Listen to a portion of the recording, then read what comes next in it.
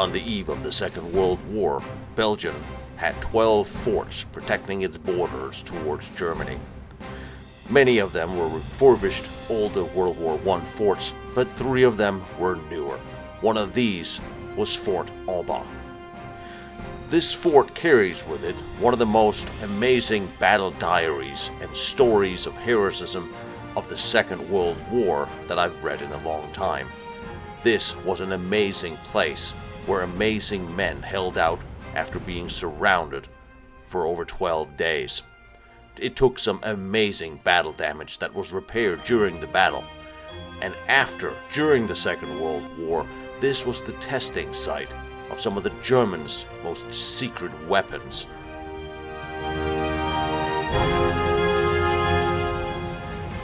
If this is how bunker buster bombs worked then, you can imagine how they work today. And they hit it. They hit the damn tunnels. That's the impressive part.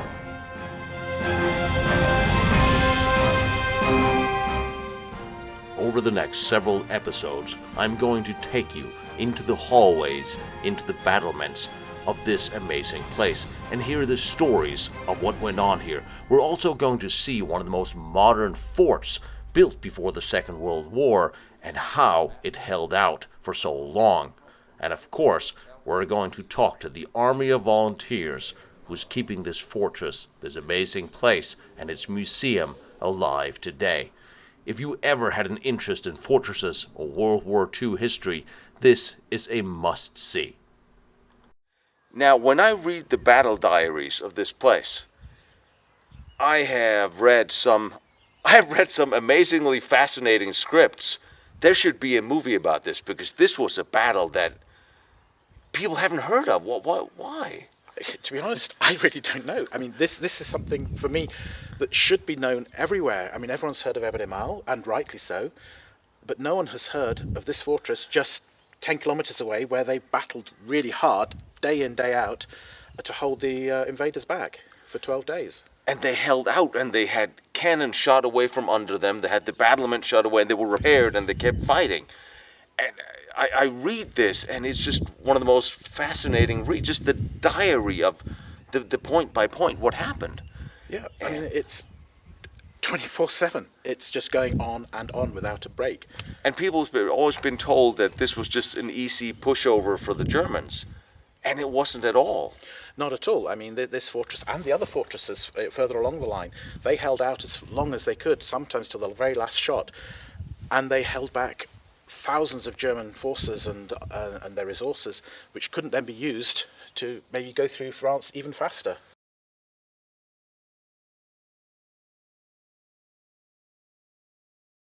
There was no cooperation between the Belgium and the French when they built the defensive lines, were there? None at all, no. And so they had similar ideas for the construction of the forts. How is this different from the Maginot Line forts? Well, I think with the Maginot Line, they're all interconnected, whereas the Belgian forts are separate islands. You don't have underground tunnels connecting the forts at all. You have, for example, this fort.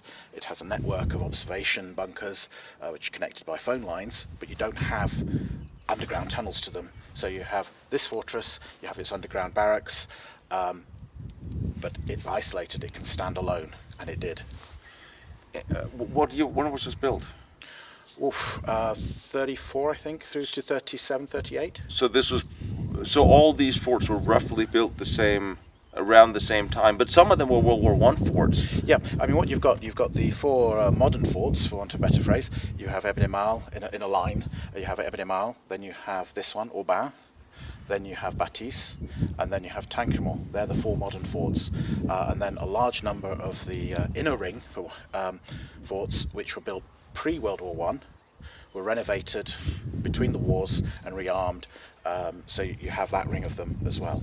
And it is really fascinating, because I think far too many people, they don't understand that World War I was not just in muddy trenches. No, it was forts and steel domes and forts. Yeah. And I mean, if you read about it, there's the argument that the forts around Liège in World War One slowed down the German forces enough so that the expeditionary force could get in position, so the Germans lost the race to the Channel. And that's pretty much what both the Maginot Line forts and all the Belgian forts were there for. Yeah. Because, and that's one of the things I think is a misconception that both France and in Belgium, that they just fell and gave up fighting. One thing is being defeated by superior numbers, and they were attacked by superior numbers, superior forces, but they didn't give up. It wasn't an easy fight for the Germans. They fought and they stood and they held their ground. They lost these forts, including this one, very much with the Germans' respect. Oh, indeed. And I have the utmost respect for them as well, because very soon after the start of the war, they knew they were on their own. They knew they weren't going to be relieved. They were surrounded. They were surrounded, but the Allied forces were in retreat. So they knew there wasn't going to be relief. Yeah. And they kept fighting. And that I find very impressive as well. And here they literally had dome after dome, gun after gun destroyed until there was no more way of fighting back, and that's when they surrendered. Well, yeah, at the very end, they went down to almost their last box of munitions. The fort had been breached. They were considering fighting in the tunnels, and finally the decision was made: we can't fight anymore. There's nothing we can do to stop them. And then they surrendered. But the Germans were quite relieved at that, because it had been such a hard fight. Yeah. And very, very high casualties on the German side. And the German commander actually wrote a letter of recommendation for the POW camp they were going to. Yeah, and that's a sign that the respect that was held. I mean, when the soldiers finally marched out, they were given 24 hours rest at a nearby farm. The Germans sort of stood to attention along the wall along there. Wow. As they came out, and they sort of saluted them. That's something. Yeah. That tells you something. It does. It's interesting because I think initially, as World War II was an extension of World War I, there was still a sense of honor among soldiers. Yeah, certainly on this front. Yeah. Yes. But this place is just such a fascinating piece of history that I think we should go have a look at where these, because every individual little dome and bunker had its own individual fight, yeah, including the ones that was then sealed off and were even within this sphere on their own. Yeah, exactly. And one thing I was impressed with was how this fort, as well as other forts, would scratch each other's backs. That's presumably why they picked the 75 millimeter, because it wouldn't penetrate their own domes. So when they had German soldiers crawling over their own battlements, they would call the other forts to shell them, but those 75 millimeter wouldn't penetrate the. I mean, this fortress in the battle here often had support from the Fortress of Batisse further along the line, which is basically to clear the massif with explosive shells. So shrapnel would clear the Germans off the top. You'd also have a dome of shrapnel when the air raids were coming in to distract the pilots, so they wouldn't be maybe concentrating quite so hard on where they're going to drop the bomb, because there's bits of metal flying around them. So you had a dome of shrapnel. Was there a lot of AA around here? Well, the commander here, we'll see later, there was an anti-aircraft position by Block P, but the commander here knew that everybody inside the fort would be safe. Yeah. They were out in the open. Yeah. So he called them in. So on day one, I think 2 planes were shot down. And then it's like, hey guys, you're safer inside. You're out in the open there. True. And yet they could sit in the forts and they could cover all the German assemblies, the access roads, the forests, the German, where everything was mapped out. Yeah. I mean, pre-war, one of the officers in the fire control team had been in charge of a team that accurately logged over 3,000 possible targets within the 10-kilometre range of the guns. So when the observers sort of phoned in something, they could quickly go through and say, it's there, these are the settings, bang, and then you could have 48 shells in a minute hitting that one target. And they did, and they kept the Germans away and at bay, and abandoning equipment. Yeah. One, And prevented the Germans from using the main east-west railway for the whole time this fort was active. they did their job. They did exactly what they were supposed to do. And one thing I thought was really interesting when there was they had dead Germans out nearby the fort, and they advanced out and buried him. On the second or third day of the war, which is, you're in the middle of a war, you're almost being surrounded, and you take a minute to go out and bury your dead enemy. I love these guys. I am so impressed. And I mean, for example, the Germans sort of offered surrender terms several times during the battle. And on one occasion they came up under the white flag, and they had some hostages from the village, and the commander here said, yeah, I'll talk to you, but you release them first. I'm not talking to you if you've got hostages. So okay, fine. They had a chat, and the commander basically said, I appreciate what you're saying, but I've promised to fight for my country, and I'm going to carry on. Besides the fact that we are on a hilltop, which is impressive, this is just a perfect defensive area. And you can imagine how the Germans would trying to charge this fort coming up here in front of machine guns and canister shots and just being exposed. You have the mortar block, you have a couple of B2, a couple of B1, and the chimney block. And all this nature and trees and stuff wouldn't be here at that time? Not at all, but you'd have the positions would have camouflage netting over them to distort the view from above.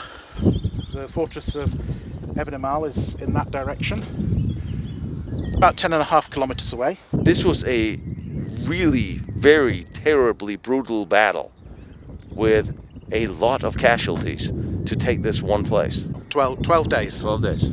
12 days of constant 24/7 battle, and destroyed 23 mass attacks.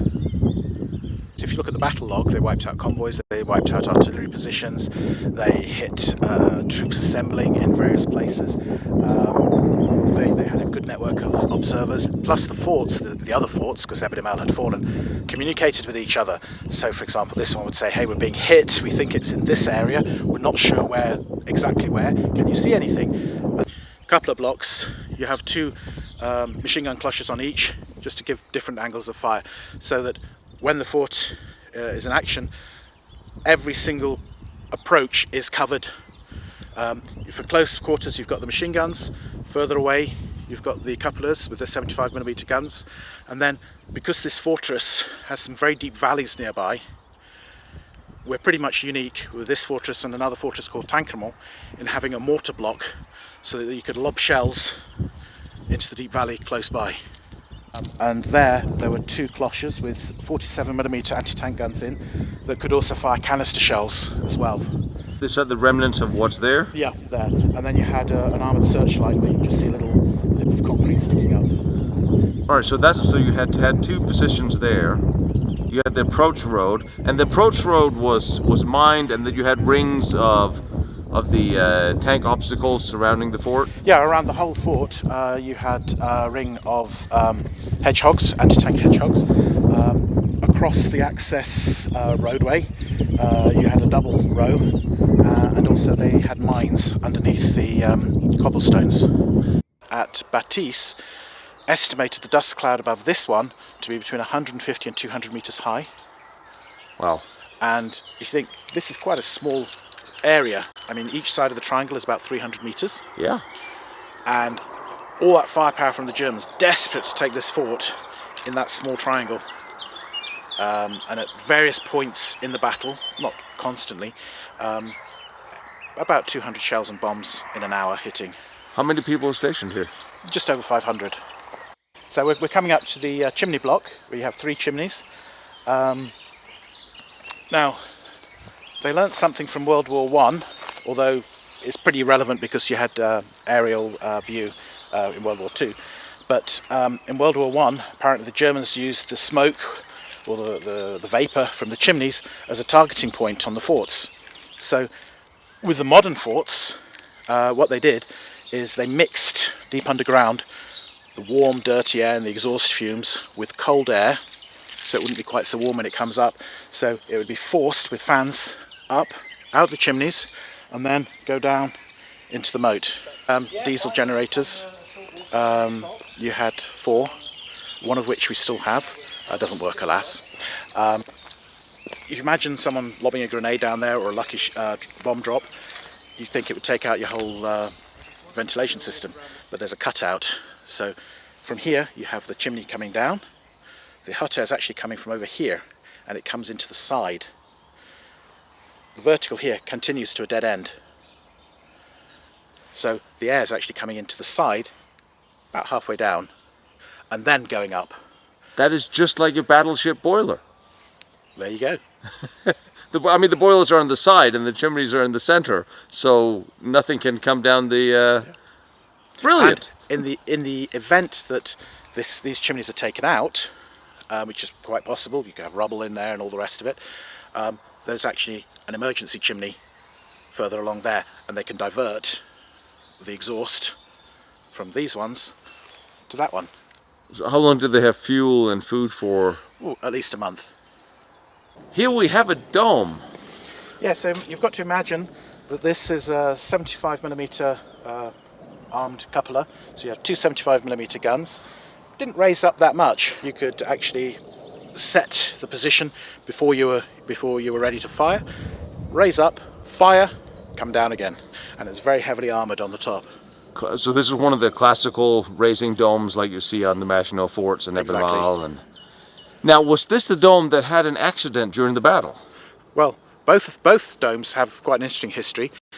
This one had the accident where a shell was fired before it was fully raised, and quite early on in the battle, both guns were out of action and then repaired, and then had quite a short range. So they literally, the muscles were frayed. So they cut the ends of the barrels. Yep, cut in the middle of the battle. Yep. What tools do you even have to do that? I don't know, but you've got to be very brave with shells landing all around you. So they actually crawled out here to do it, or could they do it from? There's a very narrow access that you can get to between the shaft of the coupler itself and the concrete edge. So you can get into that. It's horrifically narrow. I've seen that. I wouldn't want to get in it. And also, you can dismount the guns inside the cupola. Yeah. So I wouldn't imagine that anyone would be foolhardy enough to get out there and a machine gun and bombs and all the rest of it. Plus, the end of the barrel doesn't actually stick out. It doesn't, does it? No. No. What was this? The idea was if the Germans would, or enemy would get in, they would be able to be defeated within the moat. Imagine if you have managed to get in there alive, in that corner, covering that side, you're faced with a heavy machine gun and a 47mm gun that can fire canister shell point blank range at you.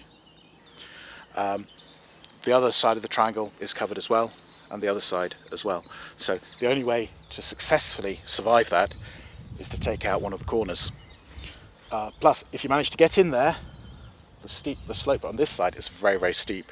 So you've got a vertical wall, you've got to get down, which is quite high, cross the dry moat under machine gun and canister fire, and while you're still being gunned, because there's another machine gun position that's positioned to hit the top of the massif here, you've got to be scrambling up a very, very steep slope to get onto the top. And there was fighting. The Germans managed to get into the moat several times. Oh, they did, and they were cleared out. Plus, numerous occasions, the Fortress of Baptiste gave supporting fire to clear the massif. And because the Belgian troops here are pretty safe underground and in here, they could fire on the fort without risking the lives of the Belgians. I understand the 75 would for explosive shells wouldn't penetrate anything here. No, I mean they're designed to withstand over 200mm shells hits. And then outside, are there individual pillboxes and bunkers? Indeed, I mean you had a network of observation bunkers, some of which were designed that they could actually stand and fight themselves. You had other observation points where someone would hide, phone through information, and then if they're seen, they'd retreat very quickly. But for example, if you look in that direction, you see that dome of trees? There's a position there that fought alone for several days, and finally phoned through to say they were out of ammunition, and asked permission of the commander to surrender. And he said, well, you know, you fought very hard for the country, surrender, and I wish you all the best. But all the bunkers that were attacked that were outside the fort, they would get supporting fire from, for example, this cupola, the other cupola, or the mortar block. And in the battle log, there are numerous mentions of supporting fire to clear the German attackers away from bunkers outside the fort perimeter. You guys been doing some work here. As always, there's a team of volunteers who do our best to maintain it, keep it open for visitors, and some of us have been working very, very hard and have managed to clear some areas to make it more interesting for visitors. Something round used to be here. Yeah, this was one of the armoured machine gun cloches.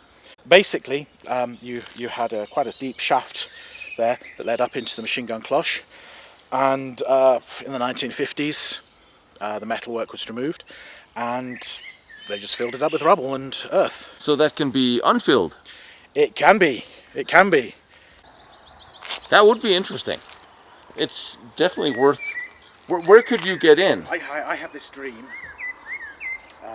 which maybe, you know, scaffolding could be put up the shaft on the inside, but it's a dream. I was impressed before I got here because I read the battle log.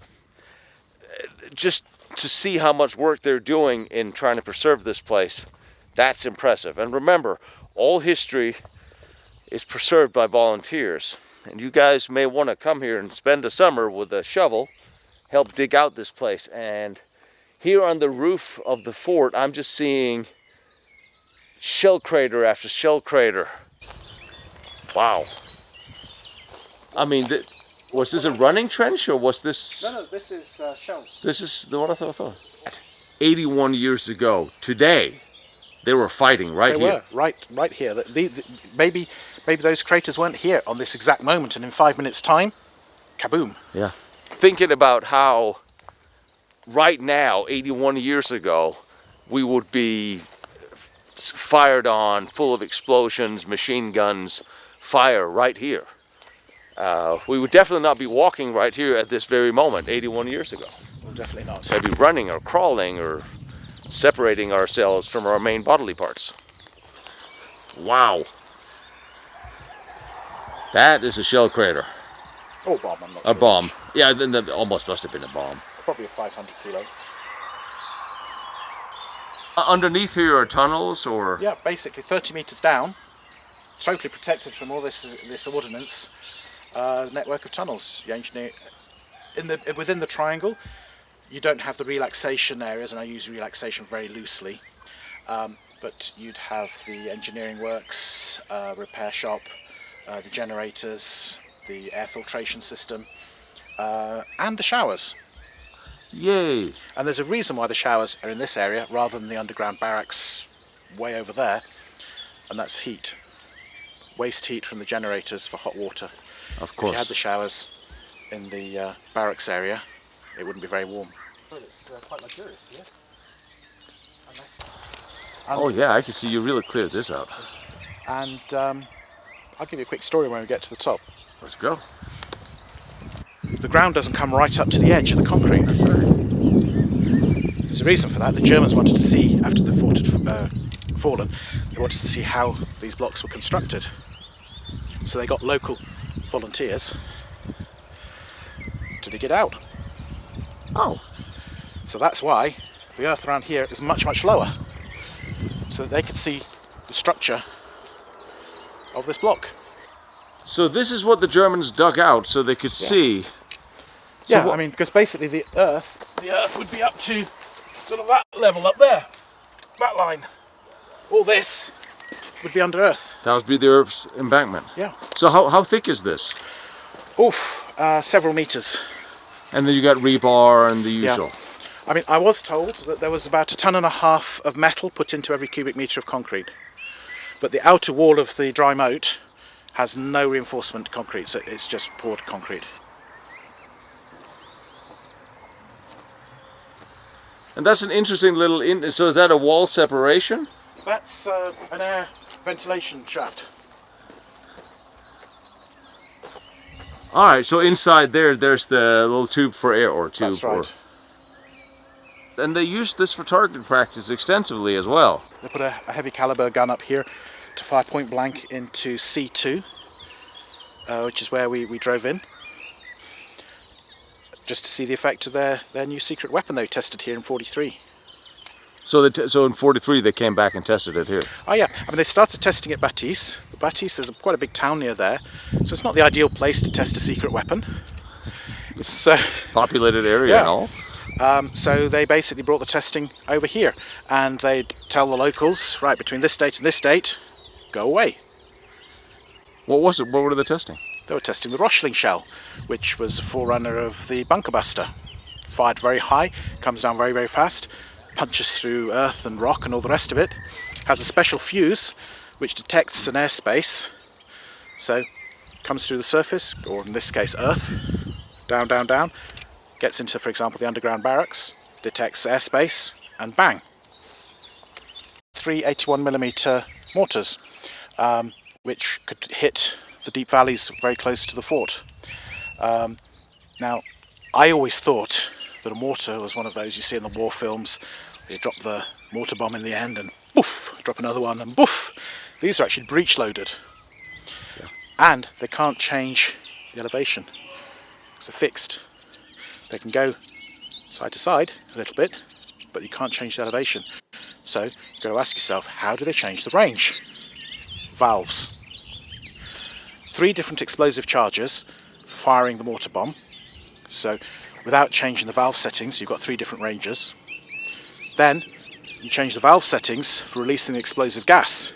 So you can hit very, very close, all the way up to the maximum range of 3.5 kilometers, without changing the elevation.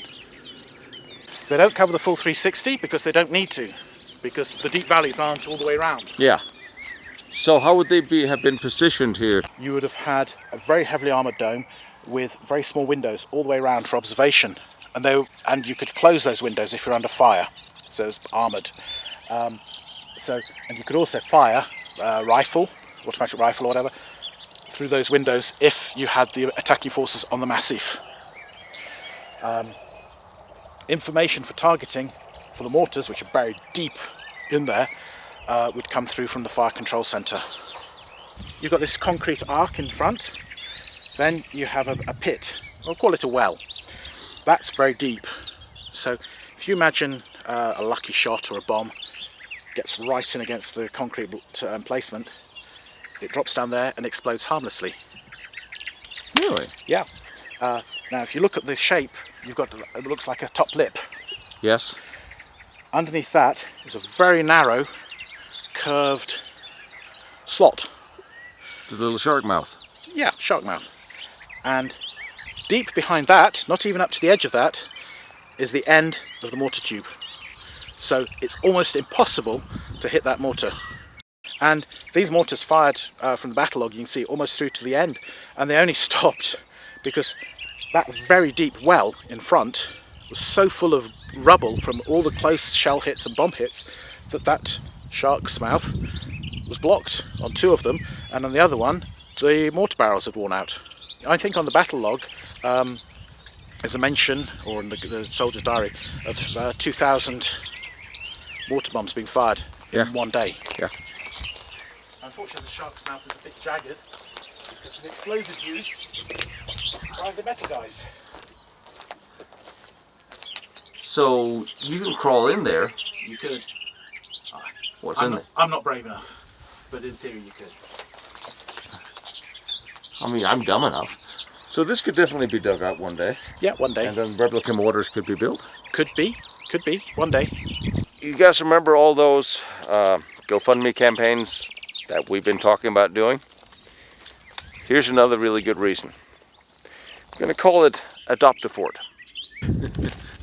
Now, I was so hoping that they hadn't scrapped the turret where the shell went straight between the guys and hit the wall. Yeah, and they survived. And they survived because that would just have been something to see. But can you imagine the effect on somebody? An armor-piercing shell comes through the only weak point, which is where your machine gun's pointing through, goes between the two gunners, embeds itself in the back wall. That must be an absolutely horrifying experience. And then, you just carry on fighting. So this was the foundation for the hedgehogs, and those 2 rows of those. What are the pillars? Oh, you'd have chains across here. Of course. But we've got a photograph which actually shows portable hedgehogs across here. Okay. And then you, of course, had minefields. And all the way around was minefields and the fields. And this is the main entrance. And then those are the other ones. Is that fire? Or? Right, this, when we were inside, I mentioned to you the fuel supply, so you'd have a truck would come here. Yeah. And then you've got diesel for the generators. That would be connected by pipes in here. It would go through underneath the walls, and then you'd have flexible pipes would be connected on the other side of the wall, which would go to the diesel inlet. Okay, so the fuel truck would pull up here, and then Fuel you could truck would actually come to here. That does make more sense than carried in little canisters. Although they did have big barrels full as well, which we'll see at the other place. And I love how these, you see that at Fort Cassel as well, they shot out through the doors. And you all noticed all this is from the inside shooting out at the Germans.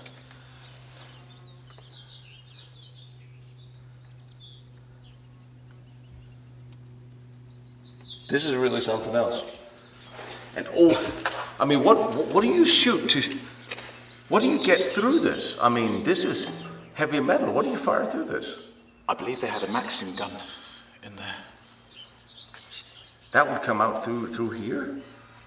Still, something did. Something did. Yeah, a lot of it too. Yeah, and you see, yeah, it is from the inside because the lips are on the outside.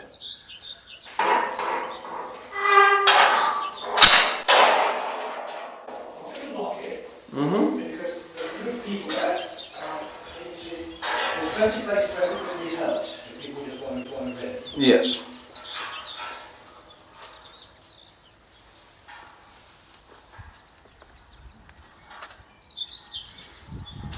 The impact on this wall on the inside, is that bomb shrapnel or what is that? That'll be a bomb hit there. Because this is something was firing this way, or unless it's shrapnel. So this would be defensive fire for the Germans coming through. Yep. That embrasure, and I'm on top of it. And I'll tell you that story about here.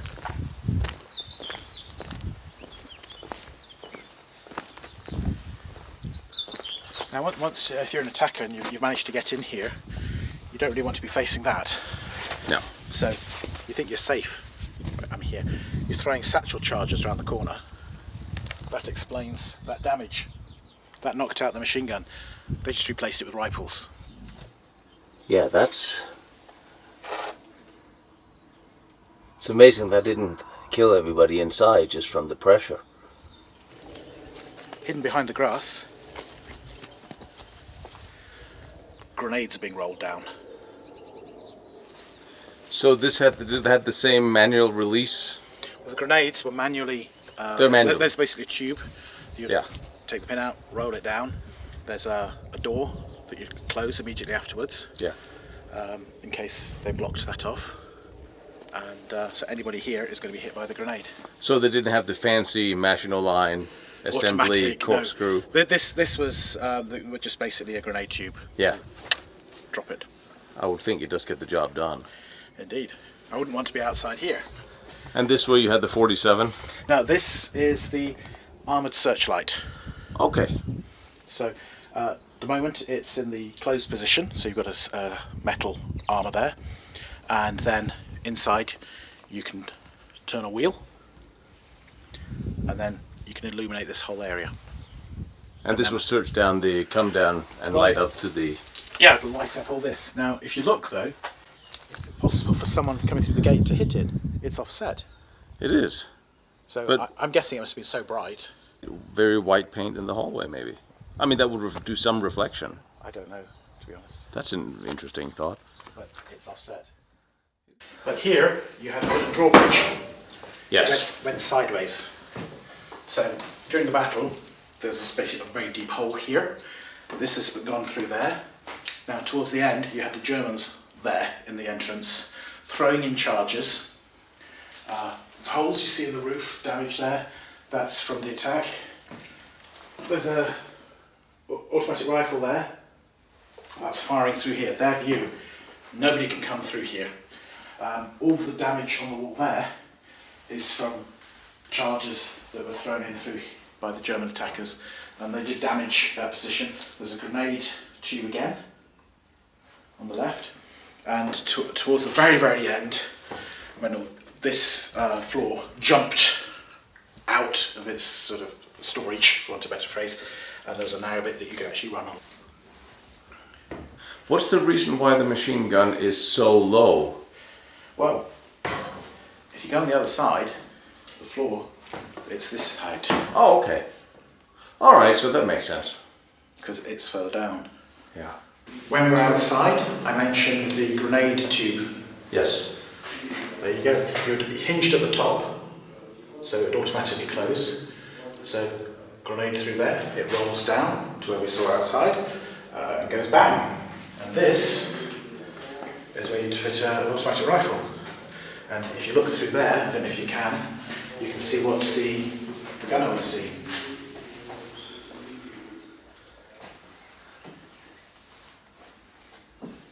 That's a lot of shrapnel. Yeah, now you can really see it when you're looking out. And the thing is, where we stood outside while I was undoing the door, that is where the colonel in charge of the German forces and Colonel Ardennes, who was in command of the fort, literally just there, they stood and they shook hands. So this was the original gun? 47mm gun. Is this the one from C2? Yeah. And that's the armour around the barrel. The last from the fort. Somehow the metal guys forgot it. Just after the war, this gun was still inside the damaged block. A few soldiers of the fortress have found the gun inside the block. They put it inside a monument on the road, like a souvenir. And after many years, we decided to put it inside the fort for more security. Yeah. And it is the last the last gun still existing from our fortress. So, and the corner blocks That's to cover the triangle sides. Yes. So when we stood on B1, I pointed out C1, which fires in this direction, and then you have a machine gun to cover the massif at this side. This gun here, originally, was in this block, and it's the one that was blown backwards by the shaped charge. Yeah. And especially on the backs here, just here. One side cannot defend the other side. It's quite special. We can't understand why the engineers built the fort and this block like this. On the old fortress from 1914, this sort of block, one side can defend the other side. Because it's like that. Yeah. They can Whereas cross that's fire. like that. Huh. And this one. So the German had understand the firing ranges. So they put explosive inside in front of a gun. So this side was destroyed, but this side cannot defend and protect the ditches. And the Germans could enter on the fortress. And we have no idea why. No. We don't have any plans, any explanation. We don't know exactly why. The munitions would go down the lift. Troops would have to use the stairs, but munitions went on the lift. What about officers? I guess they probably use the lift because, yeah, they're officers. And you have one of my favorite things, you have a sound effect. Oh yes, this is an original World War II Belgian fort klaxon, which has been connected to modern electrics. Now you had different signals to warn of, say, gas attack, or air raid, all clear, but I love this.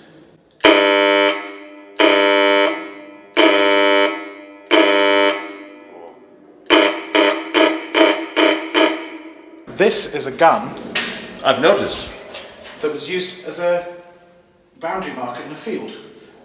And it was, a digger was used to take it out to bring it here. What was it? So most of it was buried in the ground. You can see how far it was. It was buried in the ground up to there. What is this? It looks... What is it? Oh, To be quite honest, I don't know what caliber it is. But I suspect it's been damaged. yeah. Someone will know and let us know. So this is the new combat area. So we're currently at B3, the entrance. We had a look at the chimneys there. We were at B1, first coupler. There's C1, corner casement, which protects this side of the triangle. We were then at B2, which is there, which is the other 75mm cup-hole. And then C2. And C2 is where the Germans finally managed to breach the fortress by blowing through the wall here and then storming the position under an intense point-blank machine gun and canister shell fire. They used a shape charge to blow the 47mm gun in, which instantly killed one of the soldiers behind there. And the commander gave orders to blow the tunnel that accesses that, to seal it off. And in all the forts you can see where tunnels can be sealed and then blown to collapse. And that's what they did. But the problem was, once you lose C2, you've lost the protection on two sides of the moat. We'll have a look at the underground barracks around here and the underground hospital, which has got very significant damage from the Russian shell tests that the Germans did in 1943. And then we'll carry on along here and we'll come out of block P. So you come through here and then there's a narrow stairway, literally a ladder, and you'd be climbing up. You'd basically go up a narrow ladder all the way up to the top. Now, the machine gun ammunition has got to be pulled up on a rope in boxes. You don't have the fancy lift, you don't have a fancy hoist, which is full of junk at the moment. But it is historically significant military junk, so Yep, I'll take I'll it. go with that. Unfortunately, it's still full of junk. This is where you had the searchlight. Oh. So there's a handle you would turn at the top. You see it just up the top there. And in the good old days, that would have been very well greased and very easy to turn. It's very difficult to turn now. And what we actually did for that, because there wasn't one here to be taken by the scrap guys, we rescued that from one of the corner blocks that had been sealed off. So it was quite tough getting it out of because it is basically cemented in, concreted in. Does look very heavy. Yeah, but anyway, that's how we managed to get that there. Now this actually would be a good shot, I think. This is where your heavy machine gun was, and that's, from inside here, that's the view. Which is straight through the gates, straight down to the road.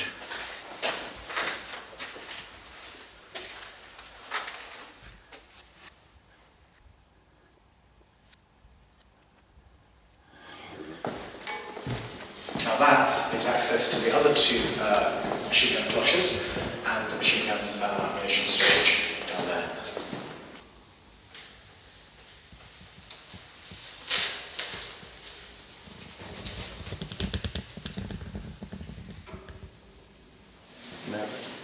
Wow. So on each of these sort of little landings, you've got access, big access on the right. That's where all the electric cabling went, and on the left, water drainage. This is still more of a comfortable stairs that I have seen in some places. Well, in the summer, they're very wet because of the difference in temperature. So at the moment, it's not perfect. I mean the summer, we're in May. So now we're walking down underneath the fort. Yep. Through a very nice, wide, comfortable staircase. I quite enjoy it. Until we have to walk up it. There's fewer stairs at the other end. Oh, yeah. Not many, but fewer. And when you get square openings. They're explosive traps. So what you can do, you can put explosives in there, seal the doors just the other side of you, and set them off. So this is to literally seal the fort off. This would seal this access. So where you are now, just above your head, the roof is a little bit less reinforced than the rest. This will just come down, and the whole force, because it's sealed behind you, the whole force of that explosion is going to go up those stairs. And anybody up there is gone. Or down here. If they're this side of the doors, yes. So this was literally to blow and seal the hallways. Yes. So this entrance will then be out of action. And again, you'd close that door. If you're going to blow the tunnel, you'd close that door. You'd have steel beams here, sandbags, steel beams, and then there'd be another door there, and you'd close that. So that should keep everything that side. And it's just good customs. Before you blow your fort, you close the doors. Yes, if you don't, you're in trouble.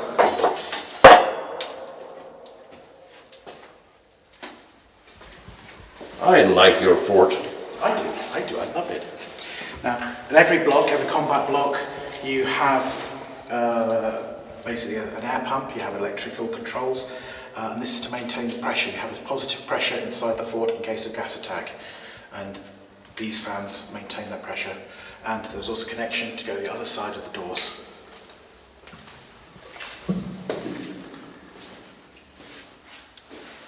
These are the original electrical? Yep, the original electrical cabinets.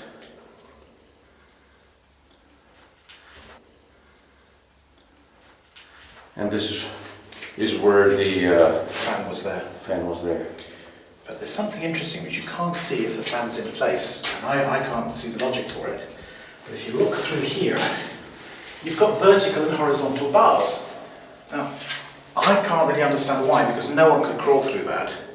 But it is blocked by horizontal and vertical bars further along. No grenades would come anywhere near there? What grenade? Stop it. Oh, yes. So, unless they thought they'd be attacked by infants.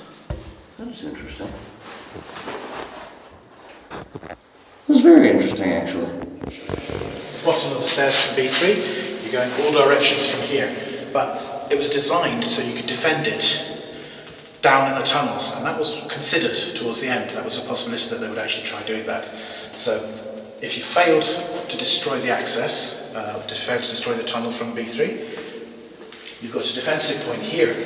You can mount a gun there, you can roll grenades, so grenades will explode in this area, and the second position covers the tunnel to the bottom of the lift. So if you fail to blow the lift shaft and you fail to blow the stairwell, you can still defend the fort underground from this position. We've got numerous ones of these, every junction. Every junction? Practically every junction, near a combat block or an access point, you've got one of these.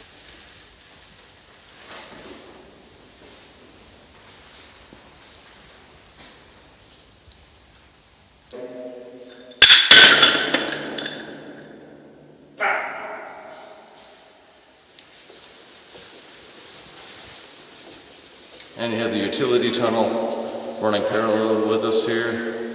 And you have electrical cabling hanging up on the hooks here, I'm guessing? This fort was what now? Centrally heated. You had two metal pipes, water pipes. Basically these went through the whole fortress, and they heated it to about 22 degrees. They had central heating. In effect, yes. It also reduces the humidity, because if there's a big temperature difference between here and above ground, you're going to have a lot more humidity. And you remember you've got 550 or so troops all breathing as well. You've got to keep them reasonably comfortable. And the radiator, I don't love the radiator. It must just be me, I find that. So that's the third room. There's not much in there.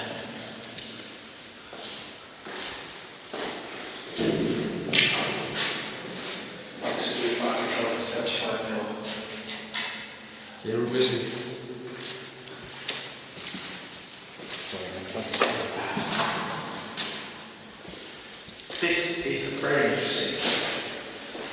something very different from most of the forts, and that's the paintwork stenciling.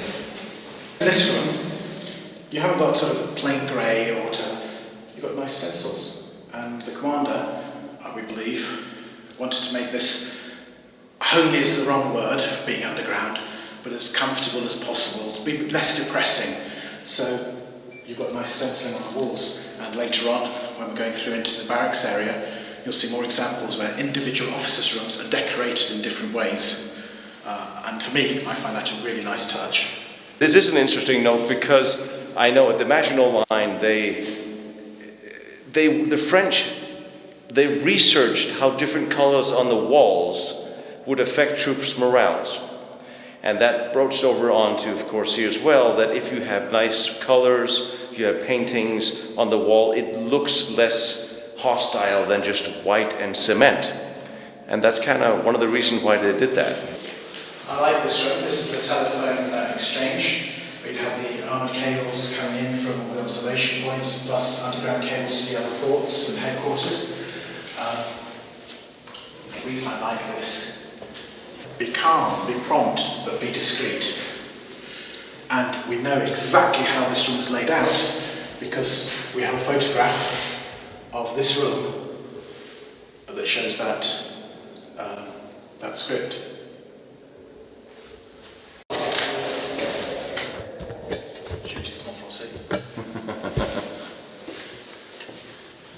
The other thing I can say in French.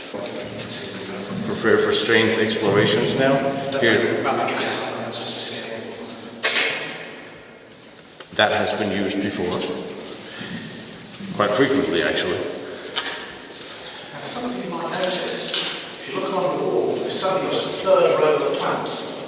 Yes, I did notice. We'll see why soon. In here, it's a picket room. So in the picket rooms, the really key people would sleep because then they're not having to be called for duty from the barracks area. And again, you've got some nice stenciling. Yes, you do. And guess what would be kept in that area? Explosives. So you'd have crates of explosives there that can be used at a moment's notice if a tunnel needed to be blown. Sleeping in the dormitory with the explosives. So all these little stands were for bedding? Yes, yeah, I had friends who sit on these. And the troops, the engineers involved in blowing the tunnel to C2 would be the ones that were in this room, and the explosives used would be the ones that were on that shelf. Wow.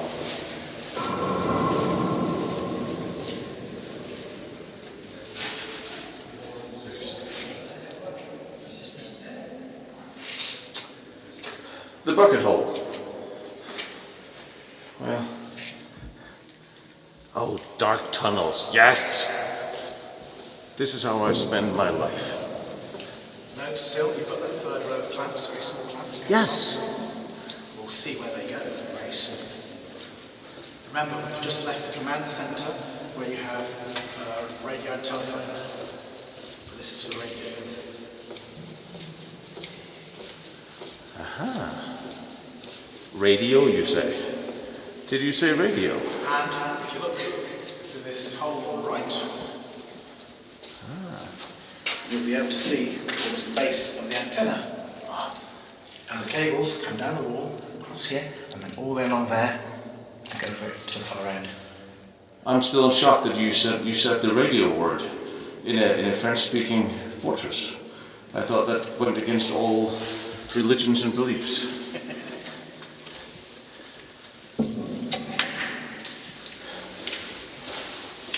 Or anything, actually. We'll go down to the left later. That's towards B2. And I can do some explanations on that, but if you keep going straight on. Now, careful. I see. Areas you won't play. To stay in the middle. This is another defensive point. If, for example, they haven't managed to blow the tunnel to C2, they can put a gun here. And a nice little holder for a rifle. So you've got your grenade Fighting position. And that's pointing straight up here.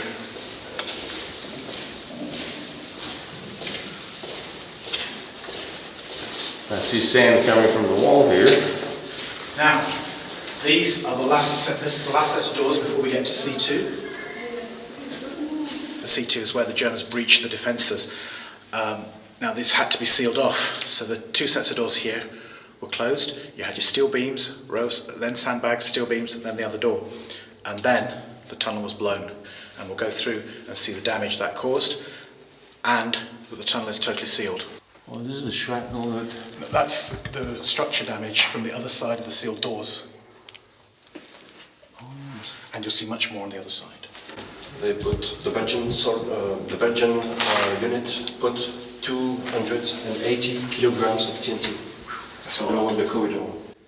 That's a lot for a small confined area. Exactly. Careful as you go through here. But look. And remember, this is the safe side of the explosion.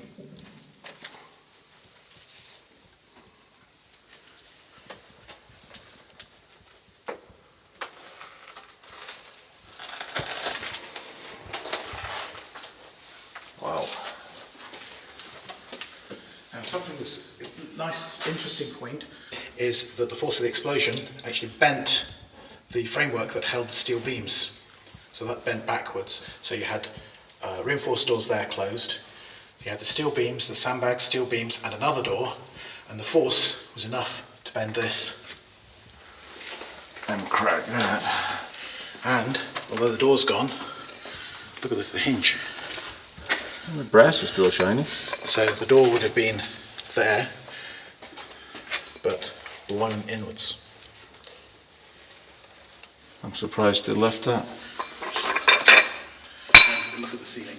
We don't know if the sandbags were in place or not before going into the carrier. So that's what also cracked all the... Yeah.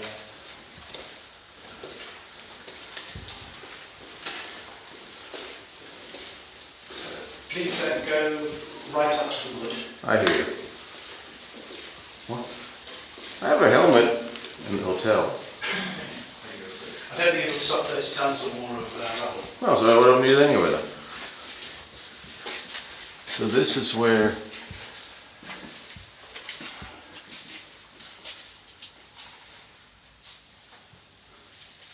And the wood was used to seal up later, or earlier. Yeah, I think that was used by the Germans, or using local miners, to try and hold up the roof while they tried to dig their way through to find their dead. Because when the C2 was evacuated by the Belgians, the Germans followed. There were attempts to retake the position, but the Germans were dropping grenades down the stairwell. So then the decision was made to seal the tunnel. So basically any Germans that followed the Belgian troops down, any in the tunnel, any in block C2 would have been killed. We don't know exactly why they put some wood and they abandoned the project. It's a good question. Yeah, that's fine. So nobody has been in there, Nobody. but they've been on the other side. Yeah. Before the block was destroyed, the soldiers inside cupolas and block saw approximately 30 Germans inside the block. It's a number we cannot be sure, but the block blew up with approximately between 20 or 30 Germans inside. So how many are there still inside? We don't know. This is where we should start digging from above. Well, you've got a 30-metre shaft, and what we can do is have a look later on inside that block. And the shaft is basically too dangerous to go down. The whole stairway was basically lifted up, smashed into the top of the shaft, and then collapsed down to the bottom. It's incredibly unstable, and there isn't basically resources to do anything about it. How was the situation with the military and the politicians in Belgium? Two sides.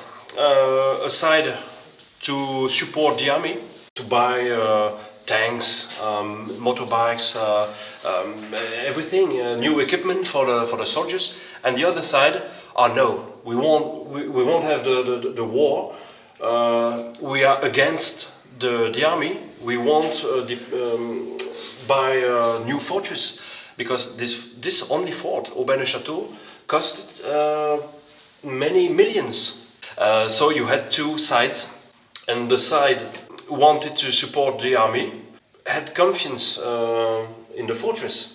They thought, okay, the new fortress and the eight ancient fortress will stop the Germans. Belgian military, knowing that both the British and the French were pretty much just waiting for Belgium to get invaded so they could fight World War II on Belgian soil instead of in France or England. Yeah. I mean, there must have been some Tension. tension. I mean, it seems that the whole point of the Maginot Line was to make sure they got to fight World War II here. And your reasoning was, to, of course, to try to avoid that as well. I still love that you had central heating. The Germans had a little bunker oven in their bunkers. They never had central heating. If you notice, the walls are black. That's from soot from the explosion, and the block was sealed over there to the right, and it was sealed over there to the left, with the double doors, the sandbags, and the steel beams. And basically, this was destroyed. So all this has just been moved over. Yeah, this is all from other areas of the fort, just dumped here by people in the past trying to clear things up. Basically, you have 4 chambers per cupola this size. 2 accessed here, and 2 accessed from another area. And you've got the lids of ammunition boxes there. And you still have the foam on the inside. And they fired thousands and thousands of shells on that day. And this is where the magazines were. They were all sitting here. This is just staggering.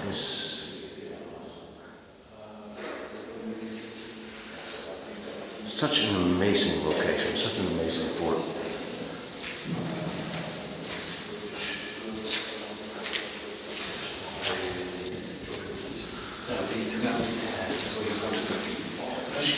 Access tunnel. Whoa, look at this. Holy hell. Look at this. Jesus. Look at this, guys.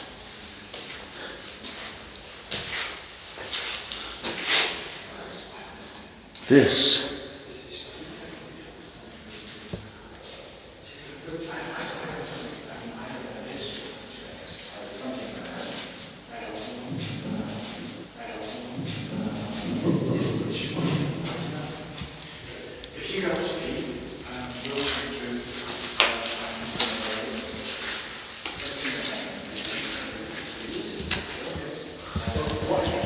Look at that. That sealed the block off. This was the mortar pit or the cupola?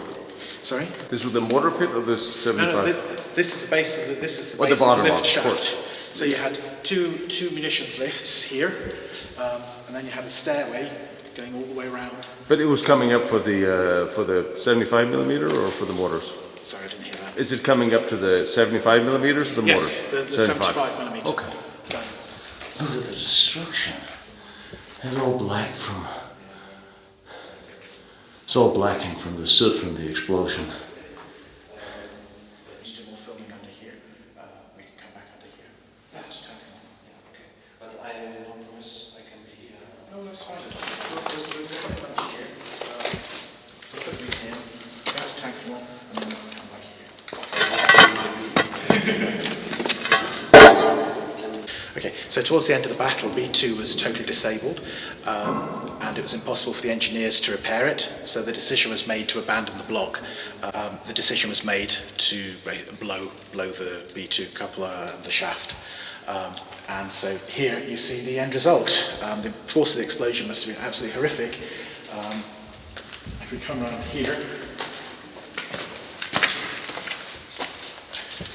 we can see the kind of damage there, and the very thick steel reinforcement rods that were in the concrete have just been twisted like plasticine. Now, in the shaft going up, there were 2 explosive traps which could be used to put explosives in to seal it. they must have been in a real hurry because they didn't use them. The explosive traps can still be seen in place, undamaged, but there are massive holes in the walls of the shaft as we go up. And so I guess the explosives were placed on the stairwell and down here as well. And that's one of the explosive traps there, totally untouched. What? That one there? That one there. And then right over there is the big hole in the wall from the explosion. So they didn't use the traps, they just put some on the stairs. And then at the bottom here, you see that the explosion bent those brackets. Everywhere you have little pieces of something from that day. What the metal guys didn't run off with. So again, this is where you have reinforced steel door with steel beams, bags, steel beams, another door. And notice when we get the other side of this door, it's just plain concrete. It's not soot stained anymore. So we're basically doing a circular tour inside that to see the blocks, and we'll see the block mortar. All of that is within the triangle. The underground barracks we'll see shortly, and the hospital are outside. One thing that always surprises me when I go through World War II and sometimes World War I munition storages of forts is how pristine the cement looks on the walls. And as soon as it were indoors, some of it looks like it was done a week ago. Yeah.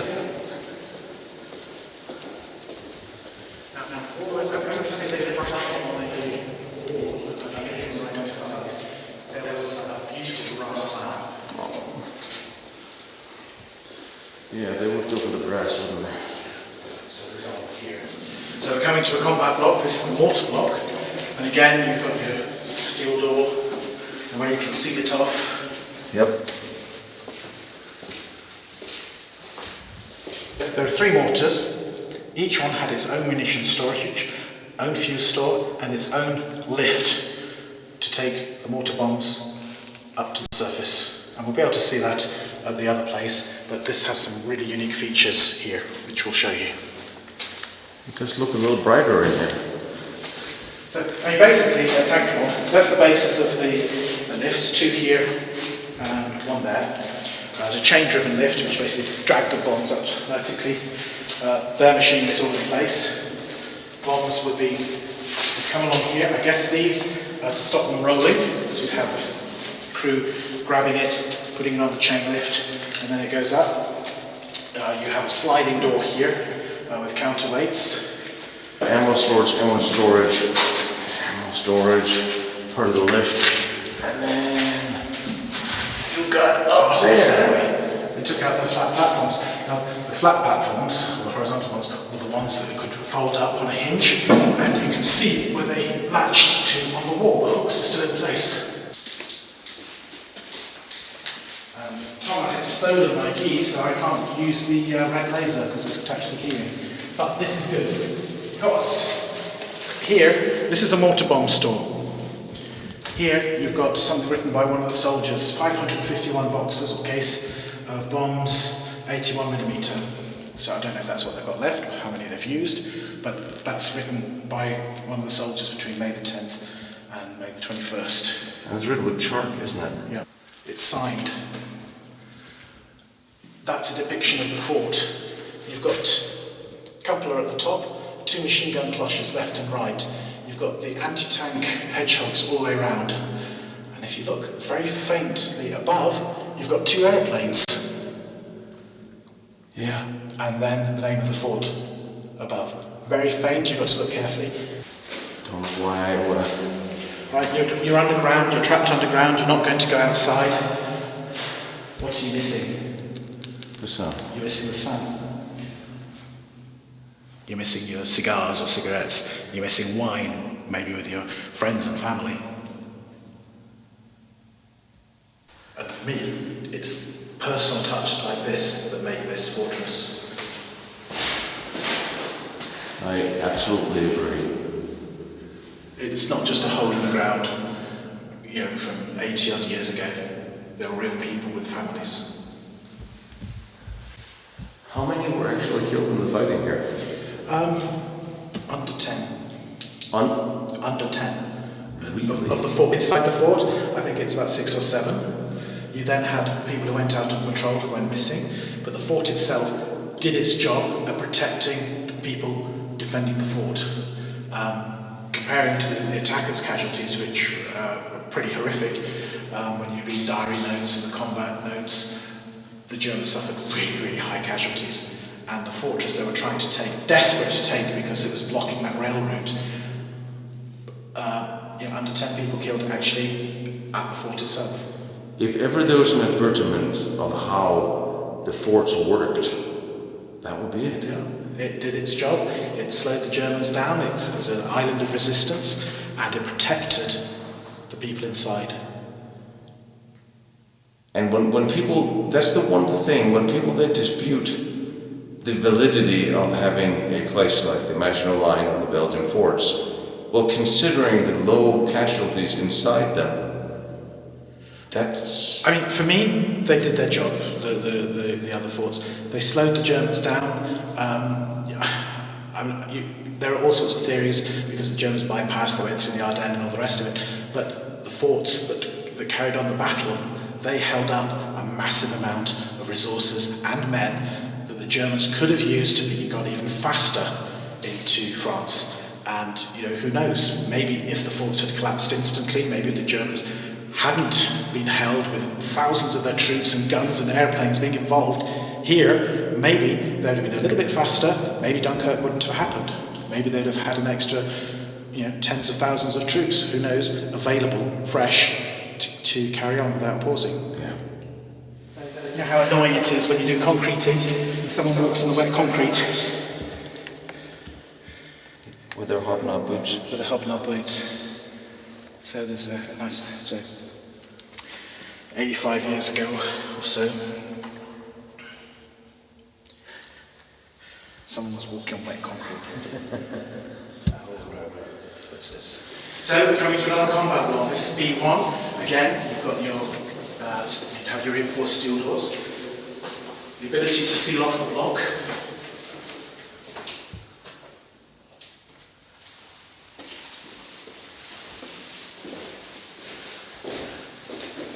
And there's a feature which I don't understand. There's a doorway to the top. So if you go on a bit on the right,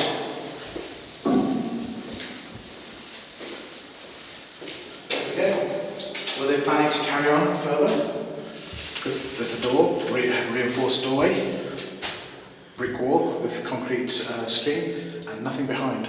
I will say I have seen, especially, I don't know, you remember that, on the east wall, where they had a whole lot of veer-off tunnels, that dead ends, that were planning specifically to continue building. And they just didn't. And they just didn't.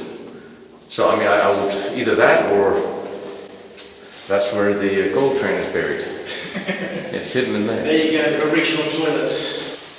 So, what have we here? this is the same as we were before, it hasn't been blown up. This is how that, that's how it looked before. Well, and then you have this going around outside to munitions lifts.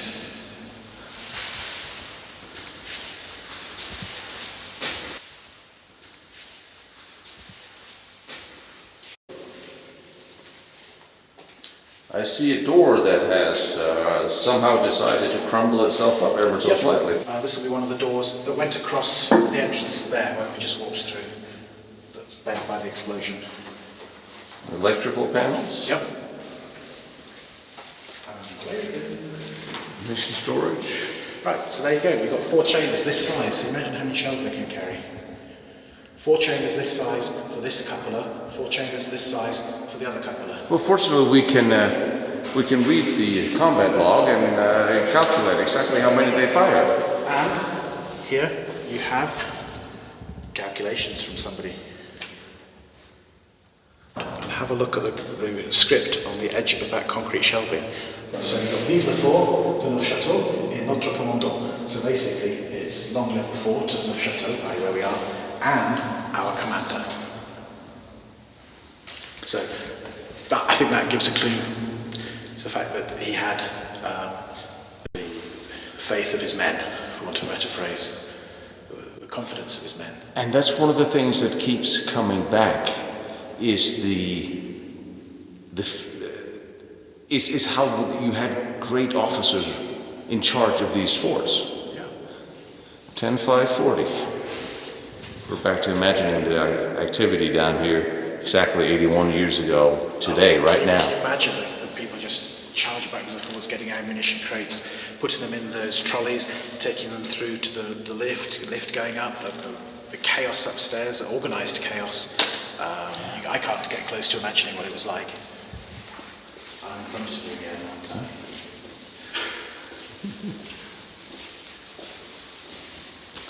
Here's another door that seems to have done something to itself.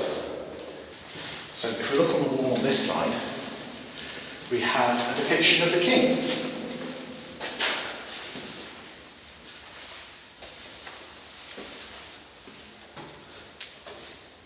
That is very nice.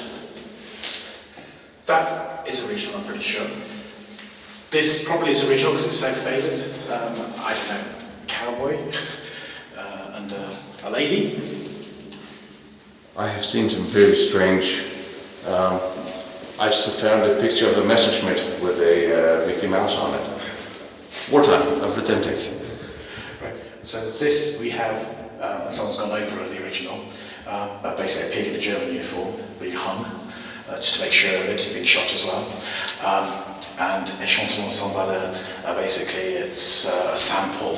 This is an example of one, but they're all the same. Like you go into a chocolate shop, you want a sample, you try one.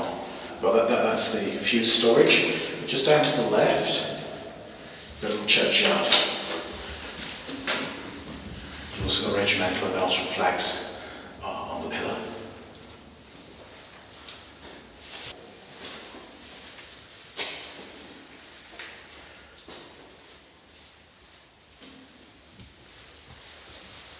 And then, Wow. some joker has done a grammar correction at the top, but ignore that.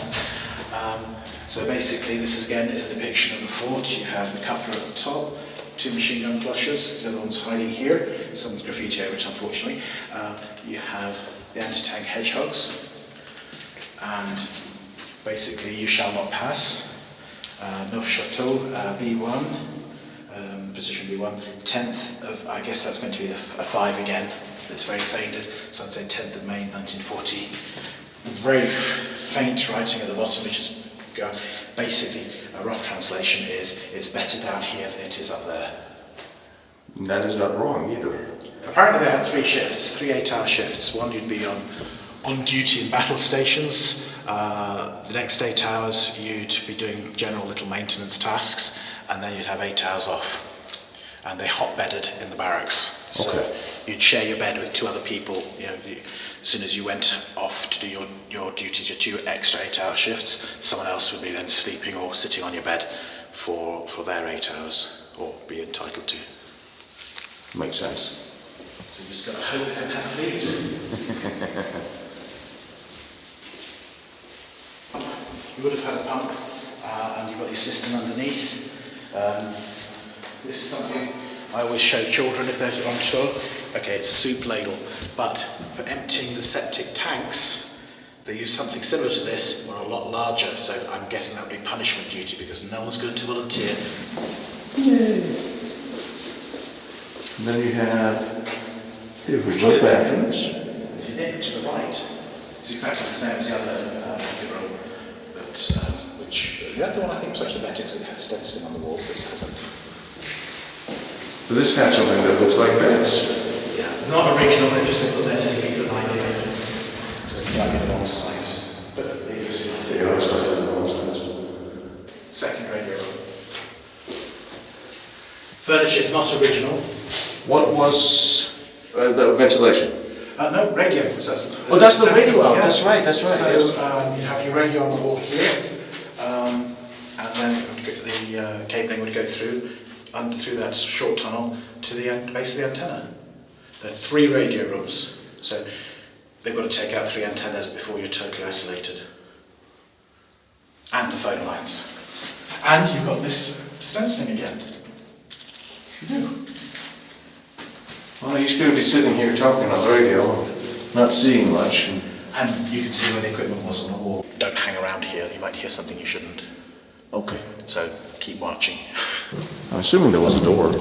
Yeah, doors everywhere. I'll quickly show you this because it's quite interesting. You see the structure underground? Because just before the war started, here and at Tankemore, there were plans to expand the diesel storage. They started constructing, the plans were to construct extra diesel storage, so, and another gallery here. So they cut out the wall, they just started digging, and bang, the Germans invade. This was so seriously reinforced, even down here. What's down there? That basically goes all the way through to Block O. So these are... This is a ventilation system.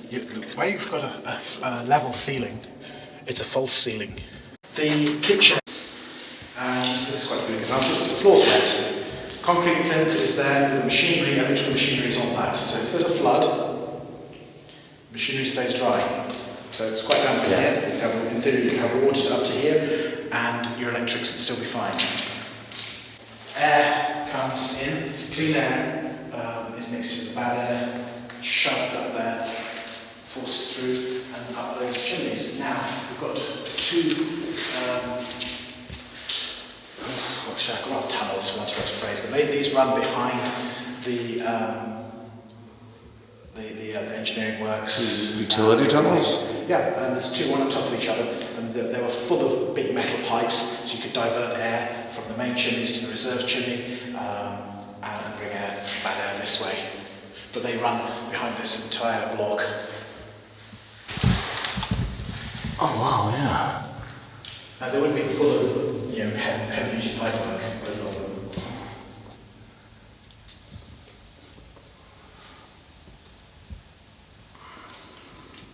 Because the generators are here. You had one hot shower a week.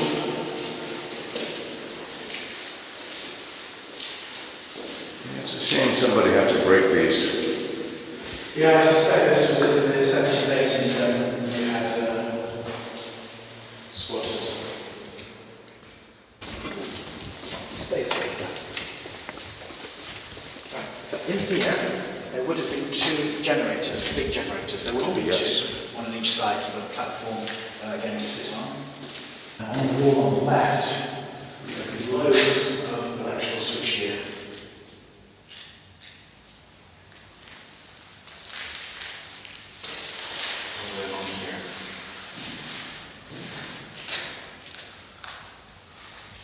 Nice big space. Must have been noisy. So it's marine diesel.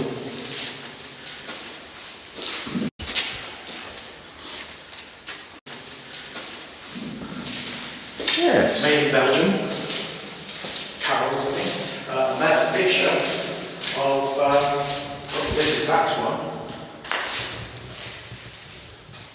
You've got that on the DVD as well. Okay. A big tank up there is water. Water tank over the... Yeah, I guess you wouldn't know what that is. So you have two water tanks, one for each.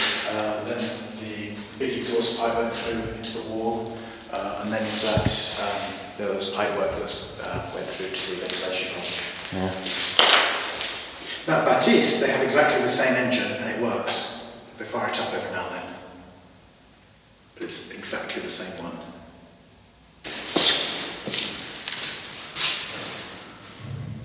The concrete there is post wall. Yeah. And there, but something I quite like it. It sort of blended in so much. That's nice. I like things like that. Yeah. Massive hooks on the ceiling.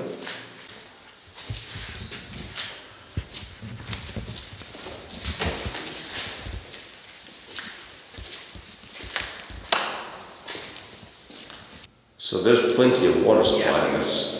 And it's very clean water. See one of my own electrics on the way.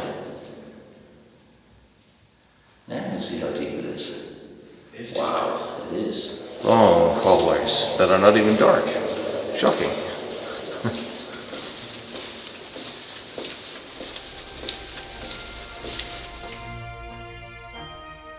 In the next episode, we're going to dive deep underground and see exactly what damage the Röchling shell did to this fort What technology did the Germans have in 42, 43 that would penetrate so deep and destroy so much? We're going to hear the rest of the story of Fortress Aubin, and we're going to see the block that held out until it fell and the underground was detonated from underneath it.